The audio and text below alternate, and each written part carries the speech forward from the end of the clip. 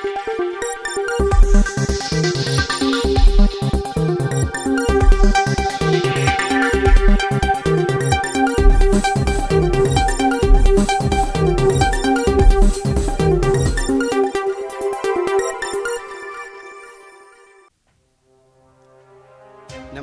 आपके साथ मैं हूं अनिकेत शर्मा। आज के मुख्य समाचार। प्रधानमंत्री नरेंद्र मोदी हिमाचल प्रदेश में धर्मशाला में आज अखिल भारतीय मुख्य सचिव सम्मेलन की अध्यक्षता करेंगे। भारत आसियान देशों के विदेश मंत्रियों की 2 दिन की विशेष बैठक की मेजबानी करेगा। राष्ट्रीय सुरक्षा सलाहकार अजीत डोभाल ने वैश्विक मुद्दों के समाधान के लिए बहुपक्षीय प्रणाली में तत्काल सुधार पर बल दिया। वाणिज्य मंत्री पीयूष गोयल ने कहा, भारत विश्व व्यापार संगठन में सुधार और आधुनिकीकरण का प्रबल समर्थक।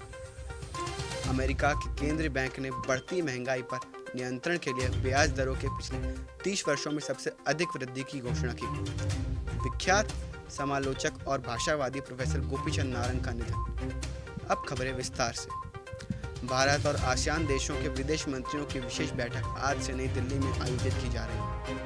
यह वार्ता आसियान भारत संबंधों के 30 वर्ष पूरे होने और आसियान देशों के साथ भारत की रणनीतिक साझेदारी की 10वीं वर्षगांठ के अवसर पर हो रही है। विदेश मंत्री डॉक्टर एस जयशंकर और सिंगापुर के विदेश मंत्री विवियन बालकृष्णन बैठक की सह अध्यक्षता करेंगे। आसियान के अन्य सदस्य देशों के विदेश मंत्री और आसियान महासचिव इस वार्ता में हिस्सा लेंगे। आसियान भारत संबंधों की शुरुआत वर्ष 1992 में क्षेत्रीय साझेदारी के साथ हुई थी, जो दिसंबर 1995 में पूर्ण संवाद साझेदारी में बदल गई। इसके बाद 2002 में शिखर स्तर की वार्ता आयोजित हुई थी और 2012 में रणनीतिक साझेदारी की शुरुआत हुई। ब्रिक्स देशों को राष्ट्रीय सुरक्षा सलाहकारों की 12वीं बैठक कल वर्चुअल माध्यम से आयोजित की। राष्ट्रीय सुरक्षा सलाहकार अजीत डोभाल ने विश्वसनीयता, समानता और उदारता के साथ वैश्विक मुद्दों के समाधान के लिए बहुपक्षीय प्रणाली में तत्काल सुधार पर बल दिया। उन्होंने कहा कि आतंकवाद से निपटने के लिए बिना किसी शर्त के आपसी सहयोग बढ़ाना होगा। श्री डोभाल ने ब्रिक्स आतंकरोधी कार्य समूह में वर्तमान सहयोग का स्वागत किया तथा महामारी और जलवायु परिवर्तन की चुनौतियों से निपटने के लिए इसे जारी रखने पर बल दिया। श्री डोभाल ने सूचना और संचार प्रौद्योगिकी तथा अंतरिक्ष और समुद्री सुरक्षा क्षेत्र में भी सहयोग बढ़ाने की बात कही।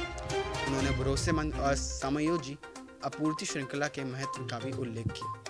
वाणिज्य मंत्री पीयूष गोयल ने कहा है कि भारत विश्व व्यापार संगठन में ठोस सुधारों तथा संतुलित और समावेशी आधुनिकीकरण उपायों का प्रबल समर्थक है। जिनेवा में विश्व व्यापार संगठन के 12वें मंत्री स्तरीय सम्मेलन में सुधारों पर विश्व स्तर में श्री गोयल ने कहा कि संगठन के सदस्यों को उर्गेव समझौते के वर्तमान असंतुलन को दूर करने का प्रयास करना चाहिए।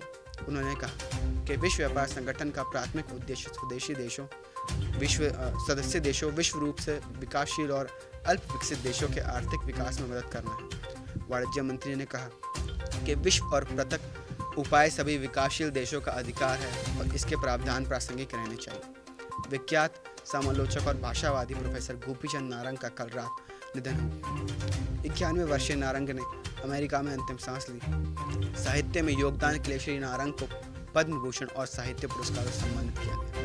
उन्होंने उर्दू के साथ हिंदी और अंग्रेजी में कई पुस्तकें लिखी। वे दिल्ली विश्वविद्यालय और जामिया मिलिया इस्लामिया विश्वविद्यालय में प्रोफेसर रहे थे। अमेरिकी केंद्रीय बैंक ने महंगाई पर नियंत्रण के लिए ब्याज दर में लगभग 30 वर्ष में सबसे बड़ी वृद्धि की घोषणा की है। फेडरल रिजर्व ने कल कहा कि आधार दर में 1.5 से 1.75% की वृद्धि की जाएगी। मार्च से ब्याज दर में यह तीसरी वृद्धि होगी। यह 1994 के बाद से ब्याज दर में सबसे बड़ी वृद्धि होगी। इससे मकान, वाहनों और अन्य चीज़ों के ऋण महंगे हो जाएंगे। आज की खबरों में बस इतना ही। जुड़े रहिए हमारे साथ।